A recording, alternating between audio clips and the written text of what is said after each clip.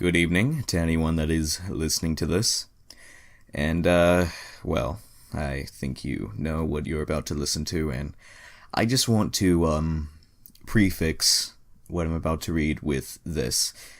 If you have chosen to associate yourself with this story in any way, shape, and or form, especially if you self-inserted your name onto the doc of this wretched fucking story, I just want you to know.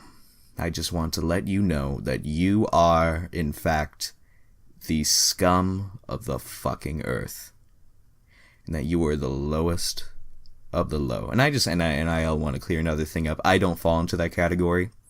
Because, you know, there's a fine line between the guitar and the amplifier. I'm just the amplifier here. I'm just repeating what's been said here. It's like, I'm like any other amplifier, okay? You know, but the guitar here, oh god. Guitar here has like fucking pubes as guitar strings. It's horrible. But because I'm bored and feeling kind of generous, I'm going to read this tonight, on this Sunday night. It has no name. It just, the doc is called Why and How Andrew Lost All of His Friends. So, wait, no, it does have a name. Does it? Yes, it does. Okay. It goes through all the main characters and side characters, so I'll read you through all of that. Sorry if there's, knocking in the background. My family is loud as fuck. Anyway. Main characters. Andrea Ware. Hazelnut vampire, Jacob Floro, normal kid who got caught up in a gang and then accidentally got transferred to a monster school when his mama got scared. Period. Troy/Tracy, an incubus who cross-dresses regularly, turns buff when he eats cum. Yeah, next, Kieran becomes Kathy later on. Werewolf that bullies Troy/Tracy in a loving way at first, but when he gets sexually dominated by Troy, he becomes a bottom and cross-dresses with Troy every day. Okay. Jamie Hickey, a Neko teacher that teaches the night classes.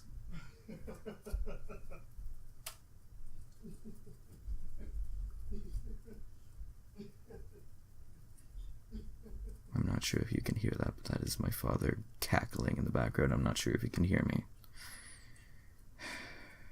I hold a deep contemptment for you fucking people.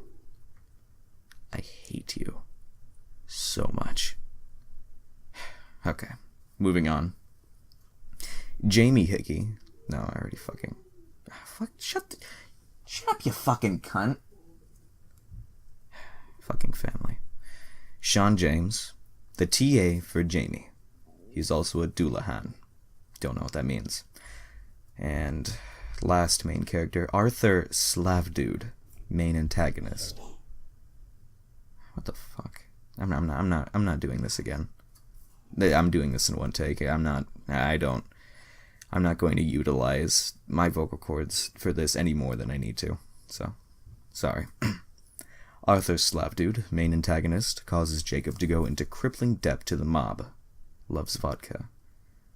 That's not even based on any real person, unless you're referring to Slava, in which case, fuck you. Slava should not be included in this in any way, shape, or form. Okay. Side characters. Andrew Noir, principal of the school. He isn't a monster, but he is pretty rad. Funny Valentine. A stand user who is the President of the United States. Cancer Cell, a humanoid cancer cell that multiplies at a large rate. Perfect for gangbangs. Juliana draws. A stand user that can cause small earthquakes when she points downwards. Exclusively kills homeless people. Jessica Taco/Antonio Taco.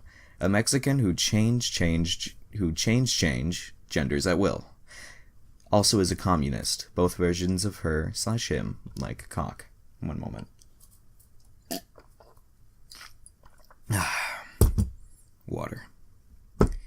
and Ian Moore, a ghost from World War I, constantly talks about guns and has flashbacks frequently. Now to the actual story. Oh my god, it's already been 5 fucking minutes. That's horrible. Okay. Jacob, ex-vampire. Female. Andrew W. It was a chillin' night in the middle of summer. Our hero, Jacob, stood at the gates of Hell High School. He was accidentally signed up for a monster high school night courses. Monsters had been acknowledged by the scientific community when they were discovered as a species in 1953 by scientist Robert Norrie, who gave birth to one of the greatest jazz musicians known to man. Jacob gave out a sigh and opened the doors to the high school. He bumped into a girl immediately because he was so fat. Oh my god. Do I have to voice act for this? Do I actually have... Yeah! Screamed the hazelnut-colored girl. I'm so sorry, Jacob said in the most sincere way. Watch where you're going, you fat fuck, the girl yelled back. Jacob was taken back by this woman. She was wearing the normal school uniform, a white shirt and a blue skirt. She has an afro with a pick sticking out of it. The weirdest thing about her is that she had 2 fangs sticking out of her mouth. And does she fucking cough every 5 seconds? Does she do that too? And get the whole fucking school sick? Does she do that too, huh? Huh? Only D-Tech kids will remember. Oh, what's your name? Asked the fat Asian man. Oh, fuck. I don't want to talk too loudly. As they fucking walk by, my parents actually hold some dignity for me, so I'm just gonna pause here. I felt motivated to do this before, but I've already lost it. But, it's gonna be even more depressing if I stop now and do it later. The damage has already been done. Okay. Who asks for someone's name right after they run into them? The girl responded. I'm sorry, just tell me, LMAO, you fucking retard. Andrew doesn't know how to progress the plot to the point of sex, Jacob said, clearly frustrated with the girl. Andrea said. She got up and ran back to class while Jacob just stood there, dumbfounded. While Jacob was being borderline autistic just standing there, the bell rang. Oh no, I have to get to class, Jacob thought to himself, not wanting to be late on his first day. Jacob started to run, sweating like the fat fuck he is. He was able to use his sweat to slip and slide to his next class. When he got to the doorway, he realized the only 2 students in this class were Andrea and him. Uh-oh, he thought to himself. What wacky adventures will our heroes go on next? Find out next time on Love X Love Vampire School. Okay, so that was chapter 1. Okay. Chapter 2. An incubus and werewolf? And that's done with exclamation points and question marks. Very intuitive. And then there's a Terezi, smiley, mad face. I think the point of view changes now. Troy sighed. He knew that today wouldn't be like all the other days. Normally Kieran would come up and pick him up and heckle the heck out of him. That's such fucking terrible writing. Fuck you. Making fun of his incubus uniform. A red vest, no shirt, and booty shorts. But he had a plan today, though. This was to use his small stature to pretend he was a girl and make Kieran fall in love with him. He bought a bra and a skirt, the uniform for succubi. He tied his long hair in a ponytail and put on makeup. He had become a she. Troy had become Tracy. He walked to school with a smug look on his face, knowing Kieran had a fetish for small girls. Get the fuck off of /Hebe, you fucking pedophiles. You should not be doing that. Okay. Knowing Kieran had a fetish for small girls, he knew that he would immediately fall in love with him. He saw Kieran immediately, wearing his iconic stupid fucking shirt with a dumb joke on it, a plain black hoodie, and sweatpants. He was in his wolf form. Haha, Al. Don't bring Al into this. I mean, I'm sure he's done worse. Well, I know he's done worse, but... Okay. And was on his phone looking at MLP porn. What an idiot, Troy thought to himself, scratching at his panties that he wasn't used to as he checks his fucking internet club internet chain. Fuck you for that, by the way, still. Something unexpected happened, though. When he got to school, Kieran immediately knew who he was. Why the fuck are you wearing girls' clothes?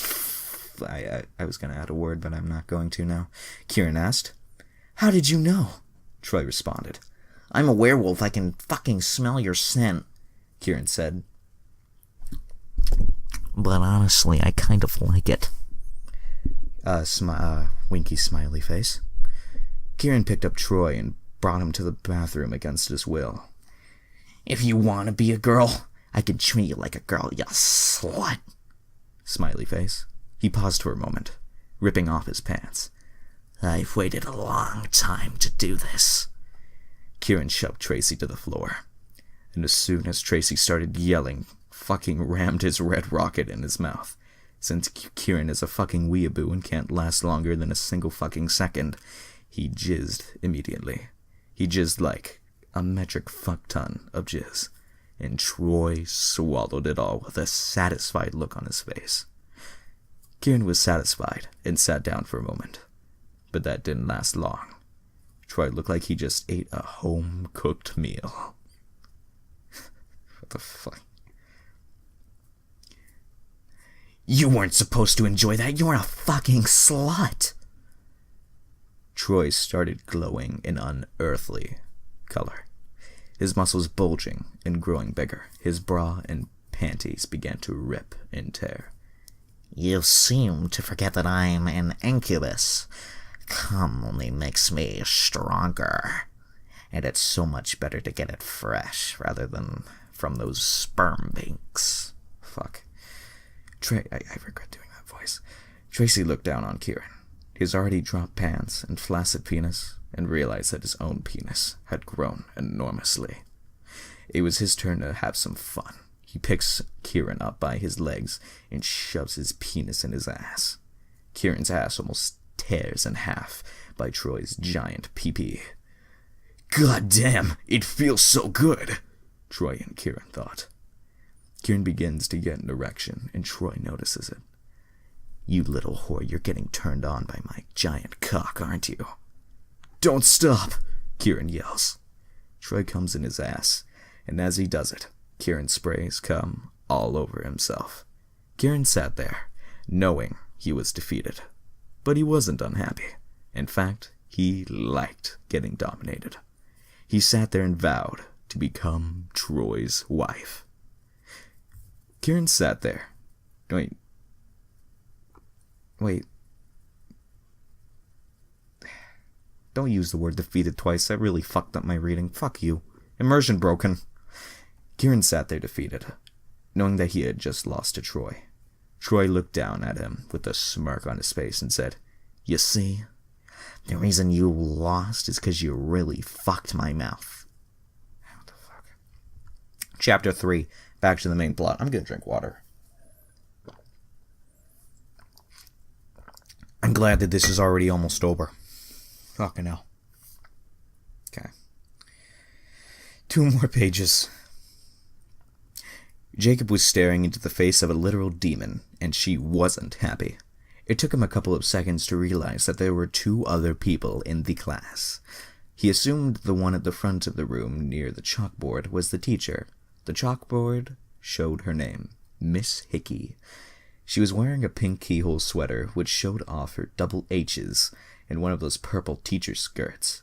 She was tall and had big, pointy glasses, and her hair was tied into a bun. Jacob didn't notice at first, but 2 cat ears protruded from her head. Before he could assess the entire situation, she pulled up a ruler and slapped him across the face.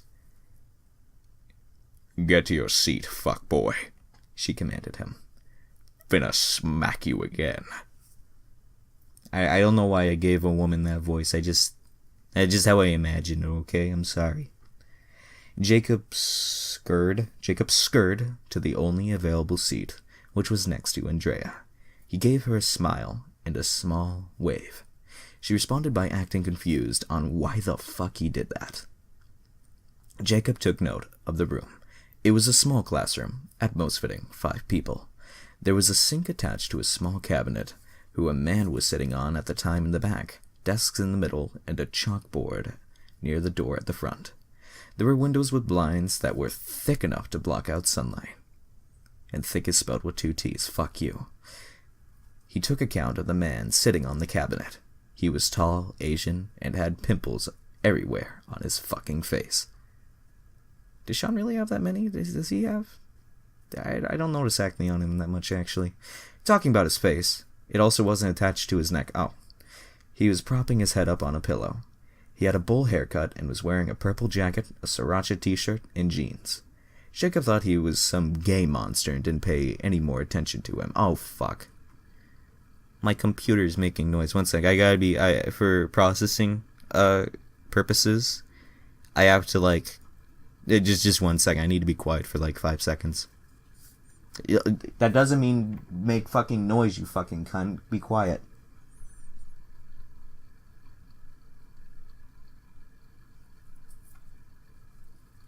Okay, I'm just gonna have to keep going now.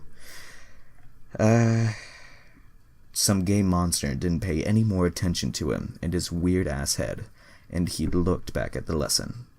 The night went faster than expected. In the class he learned the man in the back was the TA, and his name was Sean James. The teacher and Sean already left. Jacob got up to leave, and he notices Andrea not getting up. "Are you not leaving?" Jacob questioned. "I forgot my umbrella. I can't go outside or I'll burn up," Andrea said, looking distressed. "This classroom isn't used in the day, so I can wait in it all day." Jacob looked outside. The sun was just beginning to rise. I can stay with you until nighttime if you want." "I don't know," she responded. Jacob sat back down, and they talked for a few hours. So what are we gonna do now?" Andrea asked. "There's a reason I stayed behind," Jacob answered. I thought you were kinda cute. Semicolon, then a bunch of parentheses. Jacob takes off his pants. "What the actual fuck are you doing?" asked Andrea, as she stared at the lima bean. "I thought we could have le sexy times that I always see in the rage..."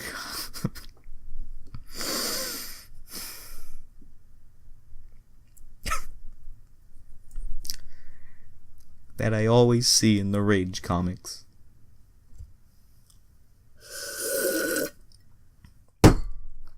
Fuck. I hate you all so much.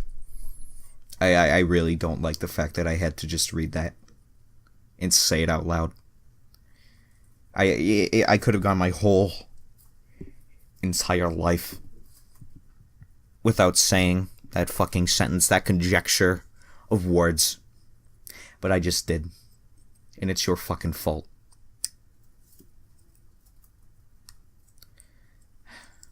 Let's finish this. Jacob responded quite hastily. Andrea looked quite confused as she looked around the room, as if trying to look for an escape. She then pulled Jacob by the collar towards her face as she started to talk. "You're pretty fucking lucky that I like lima beans, you fucker. You motherfucker." Fuck. Andrea pulled a small container out of her pocket that read, "Tic Tacs. Not much different than your pee-pee," she said as she ate the whole goddamn container of Tic Tacs and got some duck-looking lips to go down. What the fuck? And got some duck-looking lips ready to go and started to chow down. Why the fuck? Aren't like Tic Tacs meant to like freshen your breath? Why would you eat a Tic Tac and suck a dick right after? That's like, wouldn't you eat the Tic Tacs after you suck that? Oh, I don't like this next sentence. "You like the Teletubbies, fuckboy?" Fuckboy with 2 C's, Andrea asked Jacob. I guess so, they're alright," Jacob responded. Oh my god. Call me Nunu, fuckboy. I'll outdo that goddamn vacuum cleaner any day of the week. Much like him, this vacuum is set to blow. What the fuck? Jacob started to whip his head back and close his eyes as he started to mutter. Eyes. Eye emoji. Good shit emoji. That's some good shit, Nene. His whole body was shaking and stuttering as if his soul was being sucked out from his lima bean pee-pee. He continued to moan and groan as if someone over the age of 12 was watching Captain Sparkles. He moved Andrea's head back as he dispensed his gourmet fava bean sauce into Andrea's Amazon jungle of a hairdo. But he didn't stop there. It was as if a fissure erupted from the earth, with lava spewing everywhere. Andrea was knocked onto the floor as the pressure of the sheer amount of pure, unfiltered nut was too strong. Andrea was shot into the nearby wall and almost started to drown, but Jacob's lima bean-esque fire hose started to give out as the nut ceased. The lima bean throbbed as Andrea coughed and gasped for air as the nut leaked throughout the building. In the distance, all you could hear was the school janitor screaming, "Why?" And the only text left is Chapter 4, Repercussions. But other than that, that's the story. That's the story, guys. And you know, while this is really fucking scummy, and I hate this with every single goddamn fiber of my body, I enjoyed it in my own way. It's good to see some guys being dudes, having fun, you know, and writing gay fanfiction about each other. Like, you know, yeah, that's a good time.